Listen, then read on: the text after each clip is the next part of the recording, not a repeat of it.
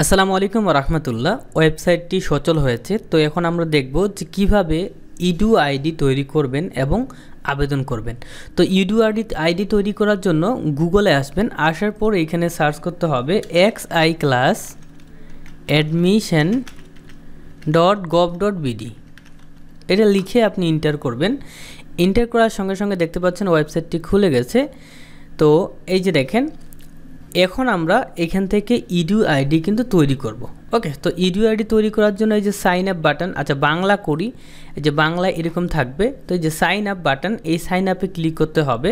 তারপর এখানে দেখতে পাচ্ছ রোল নাম্বার। সো এখানে তুমি তোমার যে এসএসসি পরীক্ষা রোল ছিল সেটা সুন্দর করে বসায় দিবা। তারপরে বোর্ডের এখানে ক্লিক করে তোমার যে বোর্ডটা ছিল সেইটা দিবা। আমি দিনাজপুর বোর্ড দিলাম। তারপরে এখানে বছর তুমি কত সালে পাস করেছো সেটা দিতে হবে। তো আমি 2023 দিলাম, যেহেতু আমি 2023 সালের একজন শিক্ষার্থীর আবেদন করতেছি। তোমরা 2024-এর শিক্ষার্থী, সো 24 দিয়ে দিবা। ওকে, তারপর রেজিস্ট্রেশন নাম্বার এইখানে রেজিস্ট্রেশনের ঘরে দিতে হবে। তো আমি একটা রেজিস্ট্রেশন নাম্বার দিচ্ছি।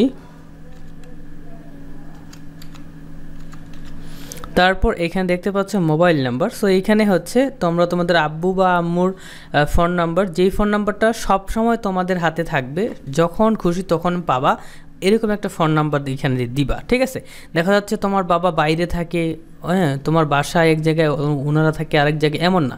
তাহলে তোমার কাছে যিনি থাকবে, ঠিক আছে, অর্থাৎ যেই ফোনটা তোমার কাছে সব সময় থাকবে, তোমার আম্মুর কাছে সব সময় থাকবে, ওই ফোন নাম্বারটা দিবা। তো আমি এখানে একটা ফোন নাম্বার দিচ্ছি।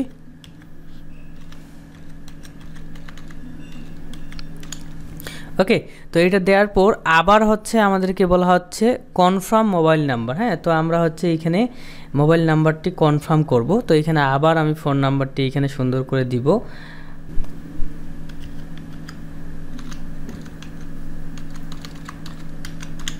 তো সব কিছু ভালোভাবে একটু চেক করবা যে সব কিছু ঠিক আছে কি না। ওকে, যদি সব কিছু ঠিক থাকে তাহলে এই যে নিচে দেখতে পাচ্ছ একটা সাইন আপ বাটন, এই সাইন আপ বাটনে তোমাকে কিন্তু ক্লিক করতে হবে। ক্লিক করার সঙ্গে সঙ্গে দেখতে পাচ্ছ আপনার সাইন আপ সফল হয়েছে। এইখানে দেখতে পাচ্ছেন আপনার ইডু আইডি, এইখানে তোমার আইডি পাবা একটা, এবং এইখানে কিন্তু একটা পিন নাম্বার পাবা। ঠিক আছে, এটি যত্ন করে সংরক্ষণ করুন, এটি ব্যবহার করে লগ ইন করে আবেদনে অগ্রসর হন। তো দেখো, এরকম যখন ইডু আইডি এবং তোমার পিন নাম্বারটি তোমাকে দেয়া হবে, তখন কিন্তু তুমি সুন্দর করে এটা কিন্তু লগ ইন করবা। ওকে, তো এই যে দেখো ইডু আইডিটা সুন্দর করে এক জায়গায় লিখে রাখবা। তো আমি সুন্দর করে এক জায়গায় এটা লিখে রাখবো। তো আমি সুন্দর করে এই যে উপরে আমার ইডু আইডিটা রয়েছে, এইটাকে কপি করে আমি এখানে বসাচ্ছি। তারপর এই যে পিন দিয়েছে, এই পিন নাম্বারটিকেও কপি করে আমি এই পাসওয়ার্ডের ঘরে বসায় দিলাম। দেওয়ার পর লগ ইনে ক্লিক করতে হবে। সো দেখো, লগ ইনে ক্লিক করা মানে তোমার কিন্তু ইডু আইডি একদম তৈরি হয়ে গেছে, এবং তোমার কিন্তু দেখতে পাচ্ছ এখানে আবেদনকারীর প্রোফাইলে স্বাগতম, ইওর স্ট্যাটাস নট অ্যাপ্লাইড, এখনও আমরা অ্যাপ্লাই করিনি। ঠিক আছে, এদিকে তোমার নামটাও কিন্তু থাকবে। তো তোমার কিন্তু ইডু আইডি তৈরি করা হয়ে গেল। এইখানে সকল তথ্যগুলো কিন্তু হচ্ছে তুমি দেখতে পাবা। এই যে দেখো, আমি তোমাদেরকে একটু রিফ্রেশ করে দেখাই। সো দেখো, রিফ্রেশ করার সঙ্গে সঙ্গে আমাদের কিন্তু এই পেজটা রিফ্রেশ হয়ে গেছে। এইখানে দেখতে পাচ্ছ লিঙ্গ ফিমেল চলে আসছে, এবং আবেদন জমা দেওয়া হয়েছে না, এগুলো থাকবে। দেখতে পাচ্ছ পেমেন্টের অবস্থা, আমরা এখনও টাকা পে করিনি। ঠিক আছে, সব কিছু কিন্তু দেখাচ্ছে। হ্যাঁ, এবং এইখানে A to Z কিন্তু দেখাচ্ছে। তো যাই হোক, এখন আমাদের এইদিকে যে প্রোফাইলটা দেখো, তোমরা এদিকে যদি মাউসটা নিয়ে যাও তো এইরকম দেখতে পাবা।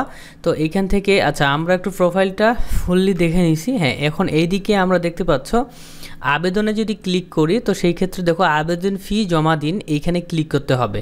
ঠিক আছে, ক্লিক করে তোমাকে কিন্তু আবেদন ফিটা আগে জমা দিয়ে নিতে হবে।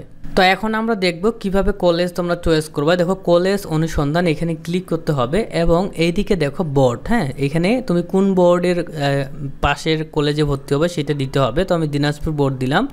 জেলা, সো জেলা দিনাজপুর। থানা হচ্ছে আমি এখানে দিনাজপুর সদর দিলাম।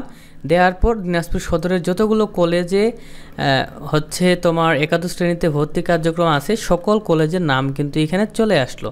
ঠিক আছে, তো সর্বপ্রথম আমি এখান থেকে দেখতে পাচ্ছি দিনাজপুর গভর্নমেন্ট কলেজ এখানে ক্লিক করলাম। ক্লিক করার সঙ্গে সঙ্গে আমি দেখতে পাচ্ছি এখানে শিফট, ভার্সন, বিভাগ, ধরন, হ্যাঁ, সর্বনিম্ন জিপিএ দেখতে পাচ্ছ, এবং এখানে প্রতিষ্ঠানে ভর্তির ন্যূনতম জিপিএ এবং বিশেষ কোটা, হ্যাঁ, এগুলো সব কিছু হচ্ছে দেখাচ্ছে, এবং কতগুলো আসন রয়েছে দেখতে পাচ্ছ। এইখানে সায়েন্সে 450টি, আর্টসে 200টি এবং হচ্ছে কমার্সে 200টি কিন্তু আসন কিন্তু ফাঁকা রয়েছে। সো এইভাবে তোমরা চাইলে প্রত্যেকটা স্কুলে কতগুলো আসন রয়েছে এদিকে দেখতে পারবা, ঠিক আছে, এবং সর্বনিম্ন কত জিপিএ লাগবে আবেদন করতে ওইটাও কিন্তু দেখতে পারবা, ঠিক আছে। তো এখন যদি আমি হচ্ছে দিনাজপুর গভর্নমেন্ট মহিলা কলেজে দেওয়ার সঙ্গে সঙ্গে দেখতে পাচ্ছ যে এইখানে বরাদ্দযোগ্য আসন সংখ্যা 350 হচ্ছে সায়েন্সে, এবং আর্টসে 350, এবং এখানে কি কমার্সে 150টি সিট কিন্তু ফাঁকা রয়েছে,